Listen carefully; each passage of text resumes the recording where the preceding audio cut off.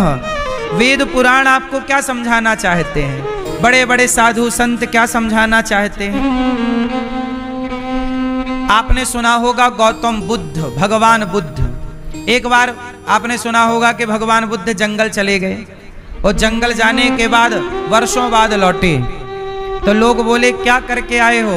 बोले हम खोज करके आए हैं, हमने खोज लिया। क्या? बोले ज्ञान की खोज कर ली। बोले कौन सा ज्ञान खोज लिया? बोले ज्ञान कौन सा खोजा?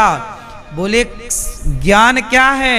बोले सब में ईश्वर को देखने वाला ज्ञान हमने खोज लिया कि कुत्ते में कुत्ता नहीं है, कुत्ते में कुत्ता नहीं है, उस कुत्ते की अंतरात्मा ईश्वर का ही रूप है, नहीं है। यदि कुत्ते से वो परमात्मा निकल जाए, वो आत्मा निकल जाए तो कुत्ता कहां भौंकता है?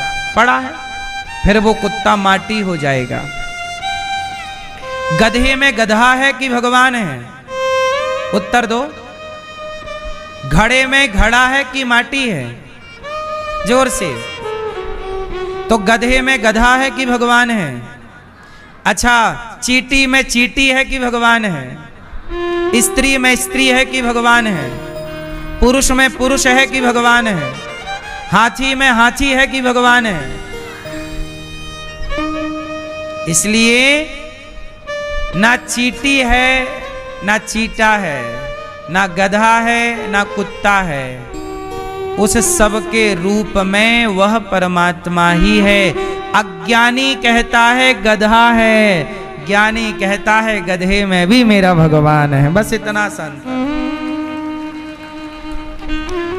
महाराष्ट्र में एक संत हुए हैं ना, एकनाथ जी। क्या नाम था?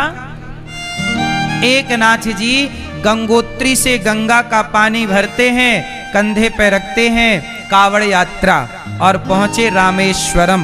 भगवान शिव के पास चले, चढ़ाएंगे गंगा का पानी शिव जी को।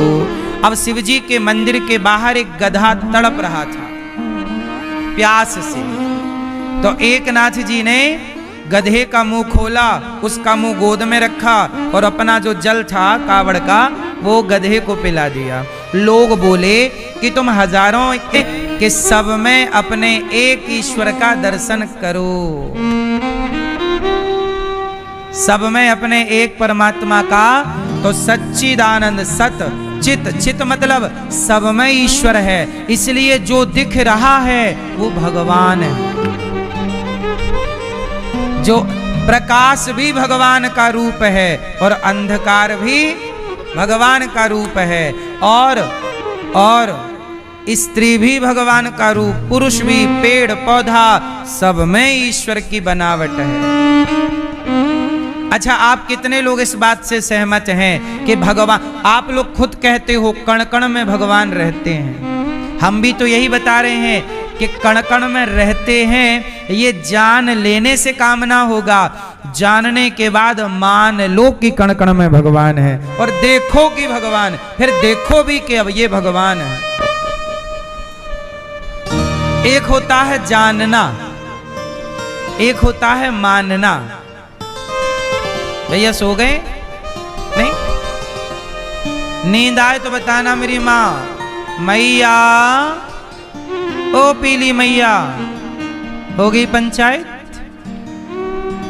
सुन लो मेरी माँ, जानना और मानना ये दोनों एक ही बातें हैं कि अलग अलग है?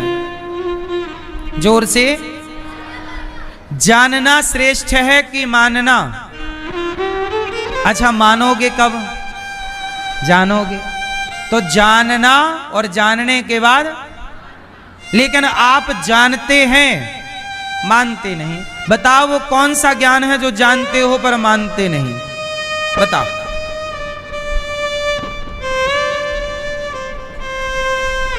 नहीं, हम बता रहे हैं। बोलो, झूठ बोलना पाप है और नदी किनारे आप सब जानते हो कि झूठ बोलना पाप है पर मानते नहीं हो। एक चवन्नी के लिए भी झूठ बोल देते हो, 2-5 रुपया के लिए भी। तो जानते हो पर मानते, इसलिए जानने से कल्याण ना होगा। किससे कल्याण होगा? हाँ मैया, ओ मोबाइल वाली मैया, हो गया मोबाइल का खेल। सुन लो मेरी माँ, तो जानना श्रेष्ठ है कि मानना। इसलिए हम कहते हैं कि जितना जान गए हो उतना मान लो। ठीक है, जो ज्ञान आपको है उस ज्ञान पर चल पड़ो। चले कुछ नहीं जान सब रहे। जानकार तो रावण भी था भाई, रावण से समझ में आ रहा कुछ के नहीं। तो जानना श्रेष्ठ है कि मानना है? जानो और फिर तो सच्चिदानंद, सच्चिद आनंद, आनंद। अच्छा ये बताओ, सुख और आनंद दोनों में क्या अंतर है? जाओ शांति से, जल्दी से, प्रेम से, शांति से सुनो। जो सुन रहे हैं वो सुने, जो जा रहे हैं वो बहुत शांति से, बिना डिस्टर्ब किसी को किए आराम से आप जाइएगा, प्रेम से सुनिएगा। हाँ मैया, तराजू के एक पलड़े पर यदि हम सुख को रखें और तराजू के एक पलड़े पर यदि हम आनंद को रखें, तो बताओ किसका पलड़ा भारी होगा? सुख और आनंद। जोर से, आनंद। अच्छा, सुख में और आनंद में क्या बड़ा है मेरी माँ? मैया, ओ गुलाबी मैया, आप कौन बड़ा? ए मेरी माँ, आगे बैठना है तो कीमत ये है कि आपको प्रश्न। तो सुख का उल्टा दुख है, पर आनंद का उल्टा बताओ क्या? आनंद का उल्टा? आनंद का उल्टा आनंद ही रहेगा। इसलिए कहते हैं कि नंद के आनंद भयो। सुखी व्यक्ति दुखी हो सकता है, पर जो आनंद में है वो सदा आनंद में रहेगा। इसलिए भगवान से सुख की कामना नहीं, आनंद की कामना। हे प्रभु, हमें आनंद में रखिए, सुख में नहीं। सुखी तो जाएगा फिर दुखी होगा, पर आनंद वाला सदा आनंद में रहेगा। इसलिए भगवान का नाम है आनंद। मैया जा रही हैं? अच्छा मैया, आप कहीं भी बैठो, पूछेंगे आपसे ही। मैया यहाँ से उठकर वो यहाँ तो पूछ रहे हैं सवाल। कहीं भी बैठ जाना, पूछेंगे आपसे ही।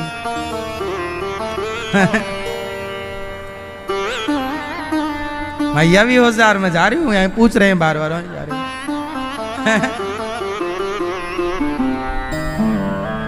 सुनो, इसलिए भगवान के भक्तों को क्या मिलता है? हाँ, इसलिए हमें हे प्रभु सुख नहीं चाहिए, हमें तो अपनी भक्ति का, अपने प्रेम का आनंद दीजिएगा बस। अपनी सेवा का आनंद, भक्तों की सेवा, भगवान की सेवा का आनंद चाहिए। मैं कैसे बना होऊंगा? मतलब कोई है जो हम सबको, तो बनाने वाले को कहते हैं ब्रह्मा। बनाने वाले को, अच्छा बना दिया, फिर पालन कौन करेगा? अब जैसे पालन कैसे? बच्चा पैदा हो गया, बछड़ा पैदा हो गया, तो गैया के आंचल में दूध भर दिया कि बछड़ा पैदा, आज बछड़ा पैदा हुआ, वो घास नहीं खा सकता। आज का बछड़ा घास नहीं खा सकता, वो घास खाने में उसे 2, 5, 10 दिन लग जाता है। हाँ या ना? आज पैदा हुआ है तो वो दूध पर ही रहेगा, वो गैया का दूध पिएगा। तो देखो, जन्म दे दिया, पाल जन्म। अच्छा, जन्म से काम नहीं होगा, जन्म वाले का पालन करना पड़ेगा। तो ब्रह्मा जी ने जन्म दिया, अर्थात ब्रह्मा सृष्टि करता, फिर भगवान विष्णु, विष्णु सर्वगुहाशया, फिर भगवान विष्णु का काम है कि वो गैया के आंचल में दूध भरे, माँ के आंचल में दूध, क्योंकि जन्म ब्रह्मा जी ने डिलीवरी कर दी, आगे का प्रोसेस भगवान विष्णु का। अब भगवान विष्णु कराएंगे दूध की व्यवस्था, फिर भगवान विष्णु पालन कैसे करेंगे? बीज को किसान ने बो दिया, अंकुरित तो हो गया, अब उसको ग्रोथ करना, फिर उस पर फल लगाना, फिर उस पर सब प्रोसेस करना, ये सब भगवान विष्णु का काम है, पालन करना। बोलो हाँ, पालन। अच्छा, फिर सोचे भगवान की आपकी रोज मृत्यु होती है, आपका कल वाला शरीर मर गया, आज वाला शरीर आपके पास है, और जो आप आज हो ना मेरी माँ, वो कल नहीं रहोगी। हर दिन आपको लगता है, अच्छा एक बात बताओ, आप किसी बच्चे को 2 साल पहले देखे और 2 साल बाद देखा तो पूरा बदला हुआ दिखता है कि नहीं, चाहे वो स्त्री हो या पुरुष। अरे आप तो बदल गए, आप तो ऐसे हो गए, ये बताओ वो बदला दिखा? अच्छा, लेकिन जो रोज उसे देख रहा था उसके लिए बदला नहीं लगा वो। इसका मतलब ईश्वर का संहार इतना सूक्ष्म है कि वो हमारे आपके जल्दी से पकड़ में, लेकिन उत्पत्ति भी हर क्षण चल चुराते हैं चित्त को। आप वृंदावन आए, अब आप में से बहुत लोगों का चित्त चुरा लेंगे। अब आप घर जाओगे ना, अच्छा नहीं लगेगा आपको, बार बार यहाँ की याद आएगी, बार बार जी करेगा चलो, जी करेगा चलो। तो आपका चोरी हो गया चित्त, जिसका बार बार जी करे आने का, बार बार मन करे कि वृंदावन आए, यहीं रहें, यहीं कथा सुने। अब घर में अच्छा ना लगे, समझ लेना चोरी हो गया। और जिसको यहाँ जाने के बाद घर में अच्छा लग रहा हो, समझ लेना उसका चित्त भगवान ने नहीं चुराया। तो भगवान हमारे चोरी करेंगे आने वाले लीला में। तो आपको भागवत जी में पहले ये बताया जाएगा कि जो कृष्ण हैं, जो चोरी करते हैं, वो कौन है। तो उनके बारे में कहा, सच्चिदानंद रूपाय। उनका रूप कैसा है? सच्चिदानंद, सत चित आनंद। भगवान सत मीन्स ईश्वर ही सत्य है। सब जगह जो आप देखते हैं ना कि राम नाम, वही सत्य है, बाकी संसार में सब झूठ। इसलिए कहता हूं, झूठे संसार को अपना ना कहो, सच्चे भगवान को अपना कहो। झूठे संसार में मन ना लगाओ, सच्चे भगवान में। इसलिए सच्चिदानंद रूप भगवान कैसे हैं? सच्चिदानंद, सत्य, ईश्वर सत्य है। उमा कहाँ हूं मैं अनुभव अपना, सत हरि भजन जगत सब सपना। ये संसार कैसा है? अच्छा, आपको नहीं लगता कि संसार झूठा है? क्यों मैया, आपको लगता है कि संसार झूठा है? हाँ, संसार झूठा है, बदल रहा है रोज, है ना? ठीक है।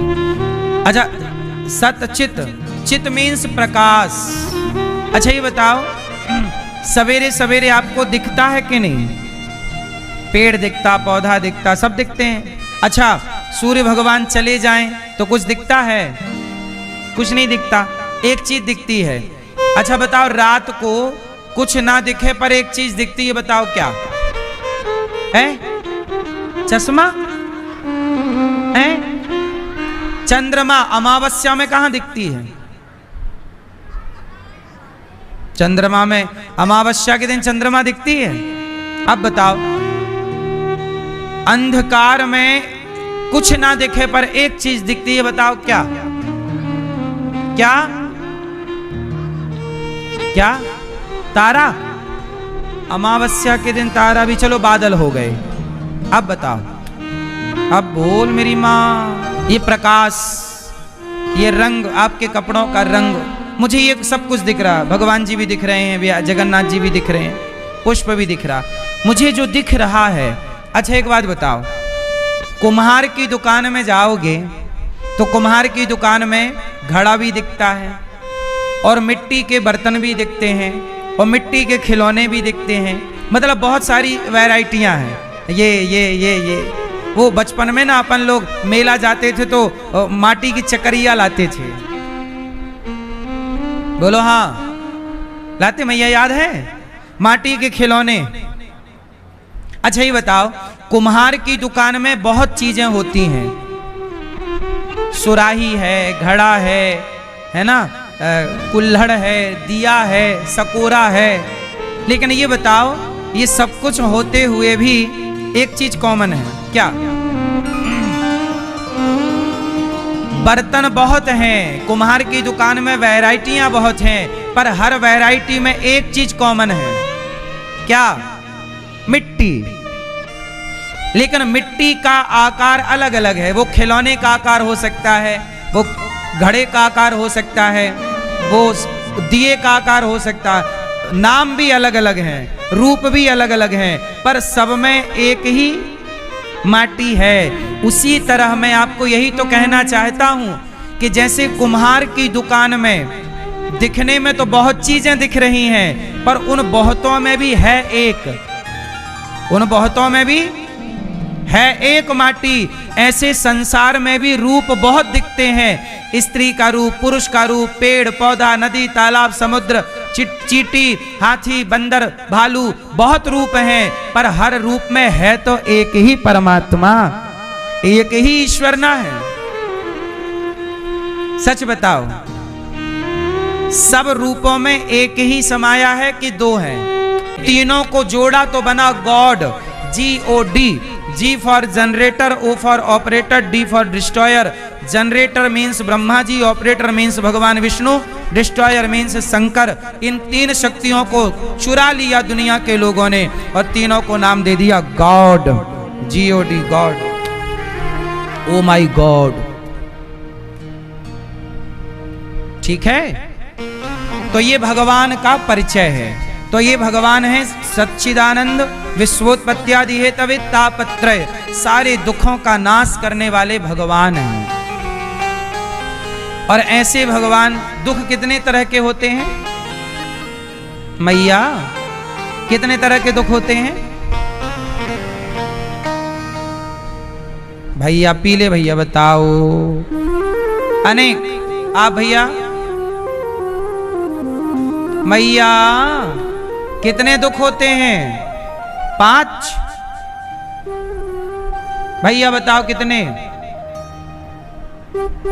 10-12? तो उदास थोड़े थोड़े सब दुखी, सुखी राम के दास।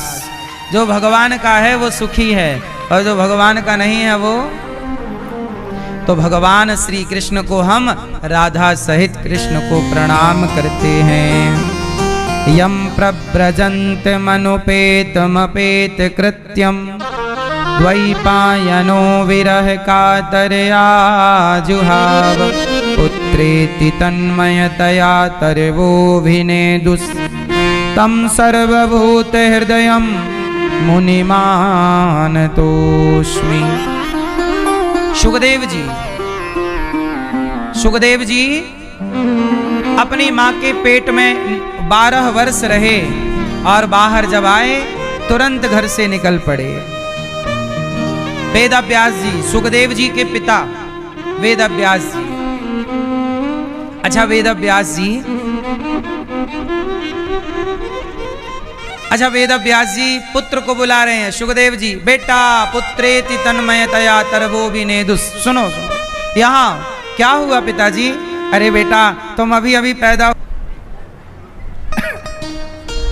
सुनो मामा, मैया आप उलझी हो कि सुलझी हो? आप सुलझी, उलझी नहीं हो। अच्छा, और पीछे वाली मैया? ओ भैया हाँ आप उलझे हो सुलझे हो? चश्मा वाले भैया, सफेद टी शर्ट वाले, आप उलझे हैं कि सुलझे हैं?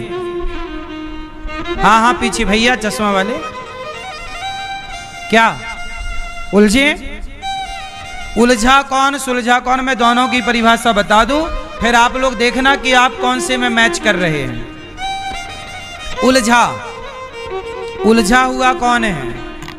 जो अपने बेटा से बेटी से जरूरत से ज्यादा प्यार कर रही है या कर रहा। मेरा बेटा, मेरी बेटी, मेरा पोता, जरूरत से ज्यादा।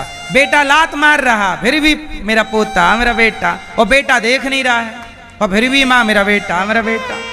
ये जरूरत से ज्यादा उलझे हैं। अच्छा एक बात देखो आपने, गृहस्थ में बेटा माँ बाप की तरफ कम देखता है, माँ बाप ही ज्यादा बेटा बेटा बेटा, और बेटा है कि वो देखते ही नहीं। पोता, पोता दादी की तरफ बिल्कुल नहीं, वो अपना मस्त है, लेकिन दादी मेरा पोता, मेरा पोता। उलझी है मेरी माँ, है ना? अब जैसे मरने का टाइम है और बूढ़ी बूढ़ी मैया तिजोरियों की छल्ले लिए घूम रही हैं।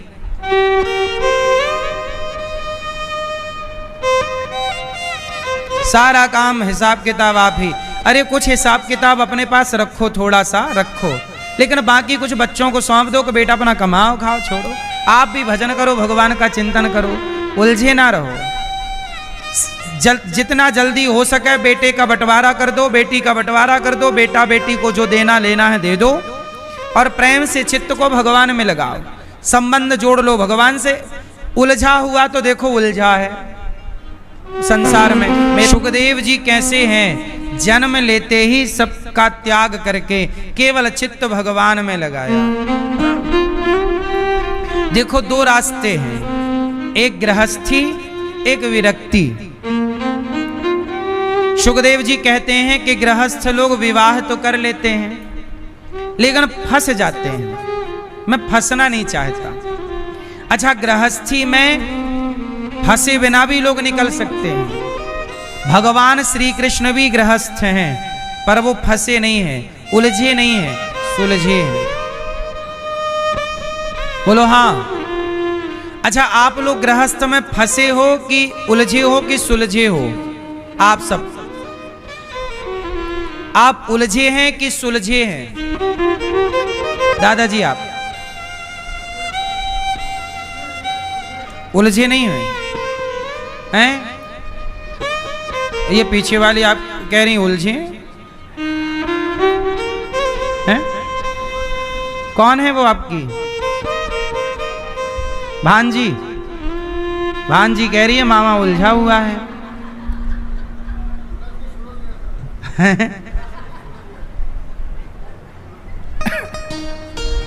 सुनो मामा, मैया आप उलझी हो कि सुलझी हो? आप सुलझी, उलझी नहीं हो। अच्छा, और पीछे वाली मैया? ओ भैया हाँ, आप उलझे हो सुलझे हो? चश्मा वाले भैया, सफेद टी शर्ट वाले, आप उलझे हैं कि सुलझे हैं? हाँ हाँ, पीछे भैया चश्मा वाले, क्या उलझे? उलझा कौन सुलझा कौन, मैं दोनों की परिभाषा बता दूं, फिर आप लोग देखना कि आप कौन से में मैच कर रहे हैं। उलझा, उलझा हुआ कौन है? जो अपने बेटा से बेटी से जरूरत से ज्यादा प्यार कर रही है या कर रहा। मेरा बेटा, मेरी बेटी, मेरा पोता, जरूरत से ज्यादा। बेटा अच्छा कैसा होता है? और एक होता है पका हुआ।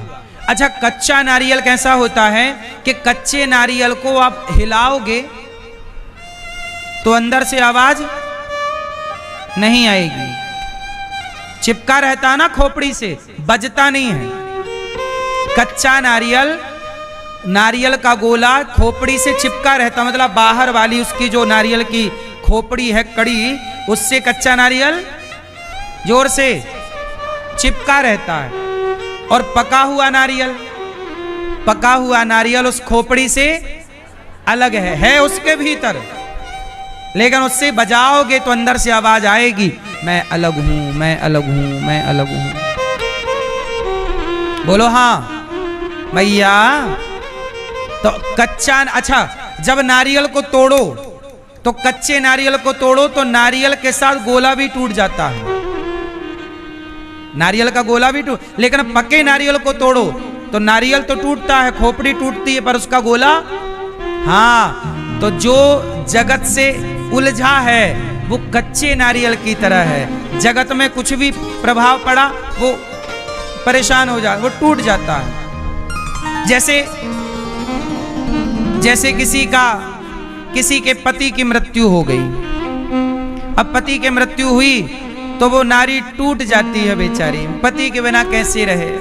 हे भगवान, तुम्हारी इतनी पूजा पाठ की पर देखो तुमने हमारे साथ गलत किया, क्यों? अच्छा मैया मुझे एक बात का उत्तर दो, आप सबको पता है कि नहीं, जब आप किसी से अटैच होते हैं, पति से, बेटे से, परिवार से, और जब उन्हें कुछ भी होता है तो आपको लगता है मुझे हो गया। बोलो हाँ, क्योंकि अटैचमेंट ज्यादा है। इसलिए कहता हूं जगत में रहो पर कच्चे नारियल की तरह चिपके हुए नहीं, पके नारियल की तरह। पका कच्चे रहोगे तो इसके लिए उसके लिए उसके लिए रोते रहना पड़ेगा, क्योंकि आज ये कल वो परसों वो, सबको एक दिन सबका स्टेशन आता जाएगा, सब एक दिन। तो किस किस के लिए रोओगे?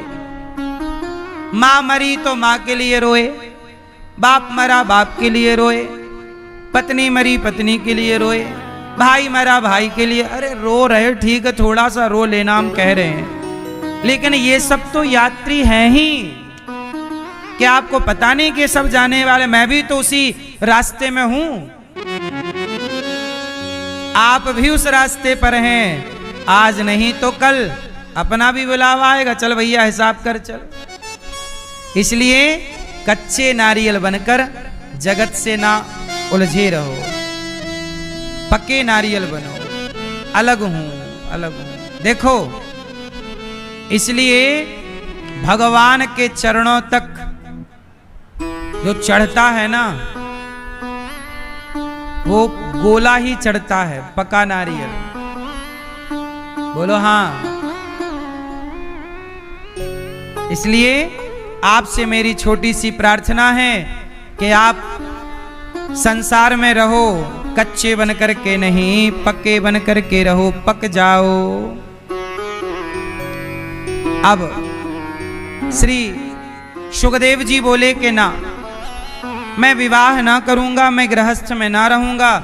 वेद व्यास जी से कहकर सुखदेव जी चले गए, और वही सुखदेव जी राजा अब परीक्षित जी को उन्होंने भागवत सुनाई, तब परीक्षित जी का उद्धार हुआ। तो देखो, गृहस्थ में रहना बुरा नहीं है।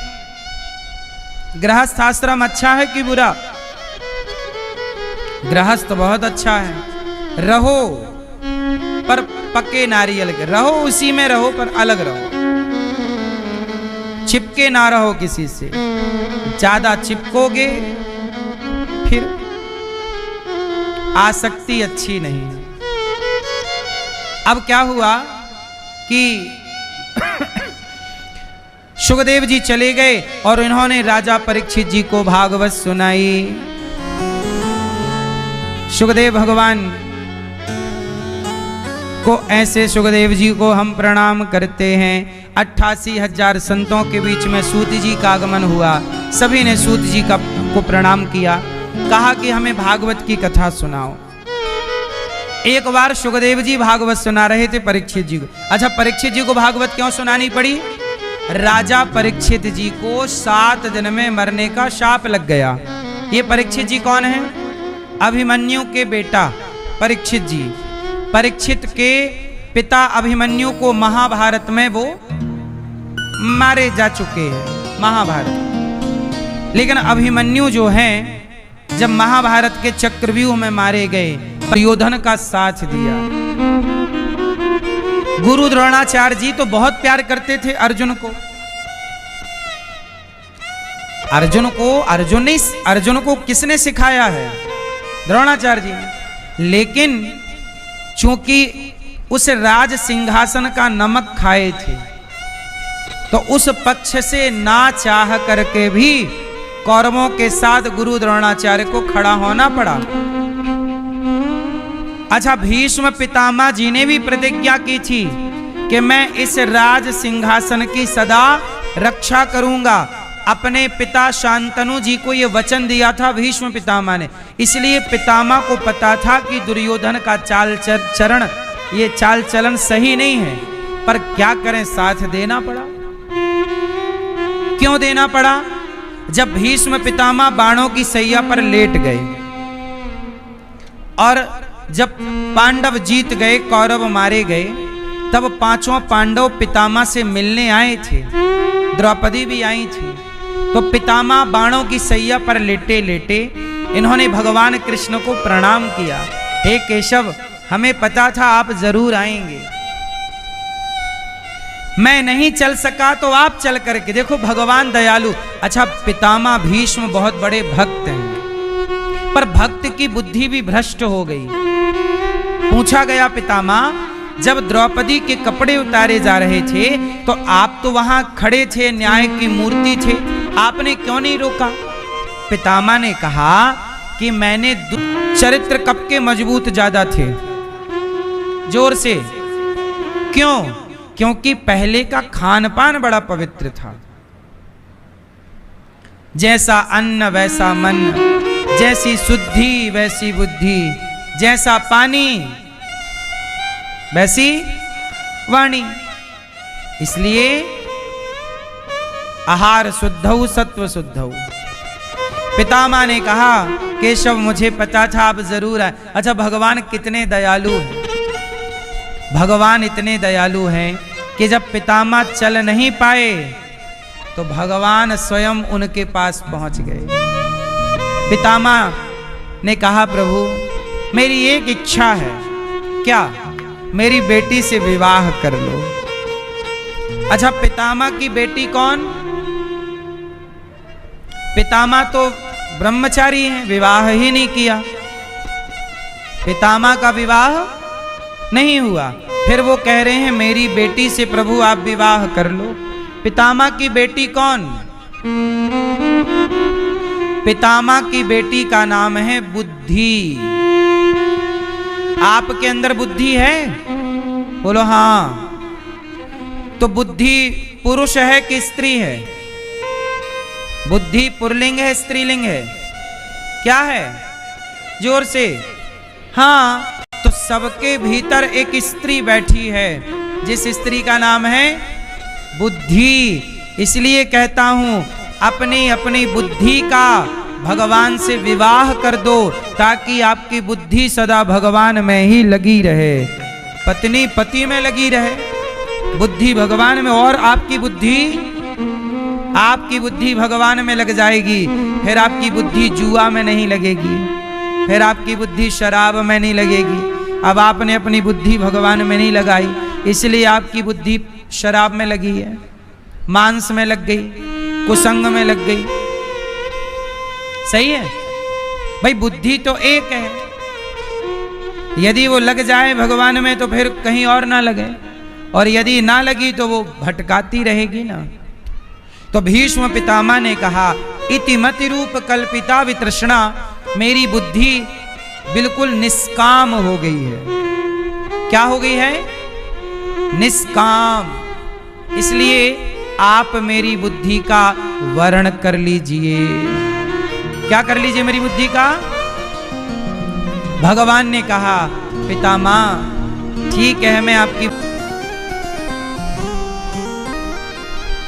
महाभारत का जब युद्ध पूरा हो गया, तब गुरु द्रोणाचार्य कि पुत्र अश्वत्थामा ने ब्रह्मास्त्र चलाया, उत्तरा के गर्भ को मारने। उत्तरा भगवान की शरण में आई और उत्तरा के गर्भ की भगवान ने रक्षा की। उत्तरा ने कहा, प्रभु अभी मेरे पुत्र ने जन्म नहीं लिया और आप देखो शत्रुओं ने प्रहार कर दिया। प्रभु हमारे तो आप ही रक्षक हैं, भला आपके सिवा हमारा कौन है? इसलिए नाथ हमें निराश ना कीजिए, हम पर करुणा कीजिए, हम पर दया कीजिए। भगवान ने उत्तरा की प्रार्थना सुनी और उत्तरा के गर्भ की भगवान ने रक्षा की। चलो चलो चलो, सीता के 2 पुत्र हैं, चलो देखते हैं। अब राम जी के पास लव कुश आए और साथ में महर्षि वाल्मीकि जी आए। और वाल्मीकि जी ने कहा, राम ये आपकी पत्नी सीता जिस दिन से ये अयोध्या से निकाली गई, उस दिन से ये मेरी कुटिया पर हैं और इनका चरित्र वैसे ही पवित्र है जैसे गंगा का जल और अग्नि पवित्र है। परंतु वाल्मीकि जी कह रहे हैं, चलो थोड़ी बात मानी जाएगी, पर सीता जी की तरफ सब टुकुर टुकुर देख रहे हैं।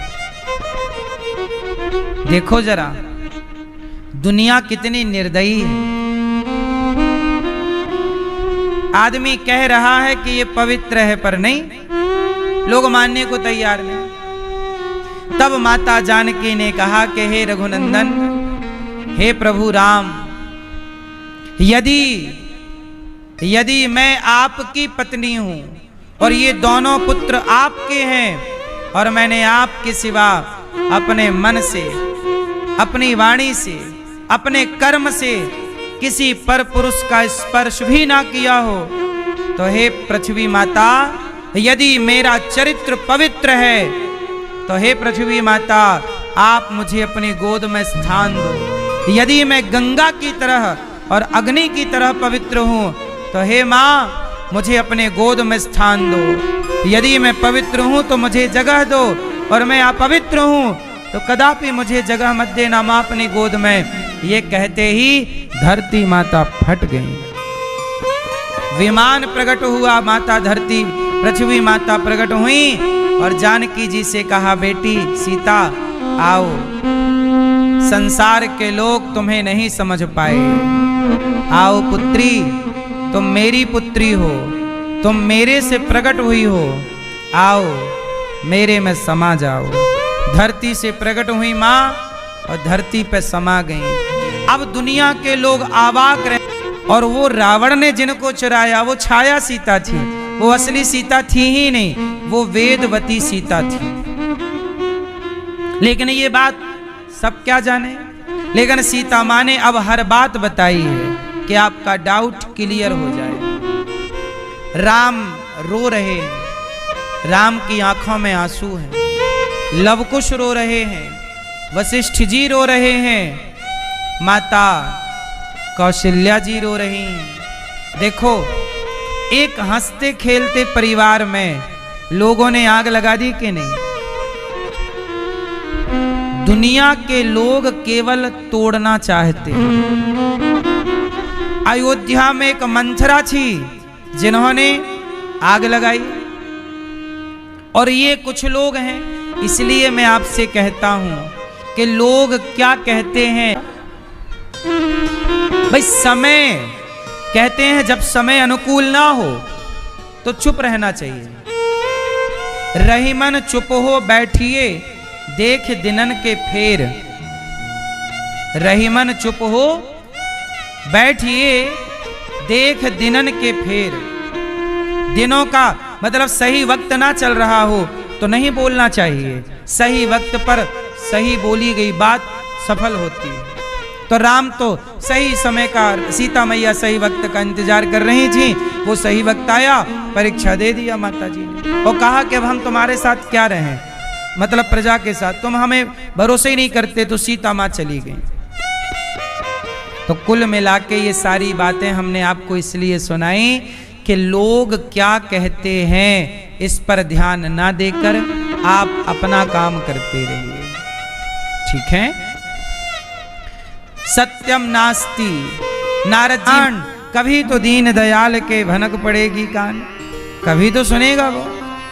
अब आप जपो ही ना तो कैसे काम। इसलिए मेरी माँ भागवत जी सुनी, देवर्षि नारद जी ने, सनकादियों ने सुनाई। भागवत की महिमा सुन के भक्ति महारानी प्रकट हो गई। महाराज मेरा दुख दूर हो गया, जगह दो बैठने की। कहा संतों के भक्तों के भीतर जाकर के आप बैठ जाओ। भक्ति कहाँ बैठ गई? भक्तों के हृदय में। इसलिए भक्ति का वास भीतर होता,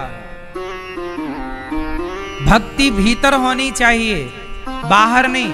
बाहर इसलिए कहते हैं भक्ति को गुप्त रखना चाहिए, भक्ति को प्रकट मत होने दो, भरने दो से। जब भक्ति बढ़ेगी तो क्या होगा?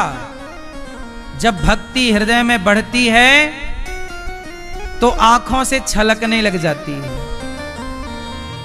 जब भक्ति हृदय में बढ़ती है तो आंखों से छलकने लग जाती है। अर्थात जब भक्ति बढ़ेगी, प्रेम बढ़ेगा, तो परमात्मा के मिलन की तड़प में आंखों में आंसू जरूर बहेंगे। बस वो तड़प जिस दिन आएगी, समझ लेना कि भक्ति आपकी ठीक ठीक चल रही है। भगवान से मिलने की तड़प, तड़प चाहिए, वो तड़प। जैसे आपको बेटे की तड़प है, बेटा नहीं हो रहा है तो बेटे की तड़प। कोई गाड़ी खरीदना चाहता है, गाड़ी के लिए तड़प आ जा रही है, गाड़ी कब खरीदूं, पैसा जोड़ रहा है, कब इतने लाख होए तो ये वाली गाड़ी खरीदूं, तड़प है गाड़ी की। दुनिया बड़ी निर्दयी है। किसी को बेटा नहीं होता तो लोग ताने मारने लग जाते, तेरे बेटा नहीं हुआ, बेटा नहीं हुआ, बेटा नहीं। अरे किसी को इतना सताना क्यों है? और बेटों से क्या होगा? बेटा तो मीराबाई को भी नहीं हुआ, हुआ तो नाम बताओ। तो क्या मीराबाई का उद्धार नहीं हुआ? बोलो। अरे बेटा से उद्धार ना हो, तुम्हारे 10 बेटे हो जाएं, 20 कर लो चलो, तो क्या 20 बेटे से तुम्हारा उद्धार हो जाएगा? बच्चों से उद्धार होता है क्या? आपने मीरा जैसा प्रेम किया होगा प्रभु से, तो एक भी बेटा नहीं है, तो अभी मीरा का उद्धार हुआ कि नहीं? प्रभु ने अपने हृदय में जगह दी मीरा को।